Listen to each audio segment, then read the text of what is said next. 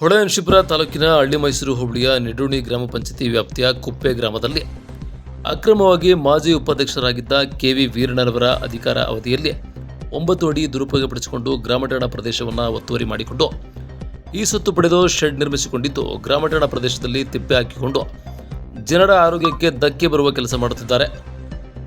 ಗ್ರಾಮ ಪಂಚಾಯತಿ ಅಧಿಕಾರಿಗಳಿಗೆ ತಿಳಿಸಿ ಕೂಡಲೇ ಇದನ್ನು ಸರಿಪಡಿಸಬೇಕೆಂದು ಕುಪ್ಪೆ ಗ್ರಾಮಸ್ಥರಿಂದ ಮನವಿಯನ್ನು ಸಲ್ಲಿಸಲಾಯಿತು.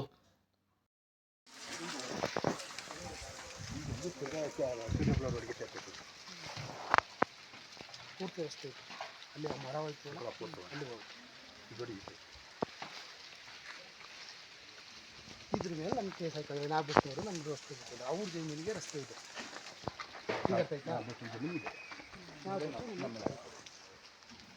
ಈಗ ಅವ್ರಿಗೆ ಹೋಗಿ ಜಾಗ ಇಲ್ಲ. ನಾನು ತಂತಿ ಬೆಲೆ ಹಾಕಿ ಎಲ್ಲ ನಮ್ಮ ಚಿಕ್ಕಪ್ಪನ ಮಗಳು ತಂತಿ ಬೆಲೆ ಹಾಕಿದ್ದು ತಂತಿ ಬೆಲೆ ಅದೇ ನಾಲ್ಕು ವರ್ಷ ಅವ್ರ ಕಾಕಿ ಬೇರೆ ಇಸ್ಕೊಂಡು ವೀರಣ್ಣವ್ರಿಗೆ ಇನ್ನೇ ನಾವು ತಂದೆ ಮೇಲೆ ಹಾಕೊಂಡಿದ್ದ ನನ್ನ ತಮ್ಮ ಚಿಕ್ಕ ಚಿಕ್ಕಪ್ಪನ ಮಗ ನಮ್ದು ಹಂಗೆ ಐತಿ ನೋಡಿ ತಂತಿ ಬೆಲೆ.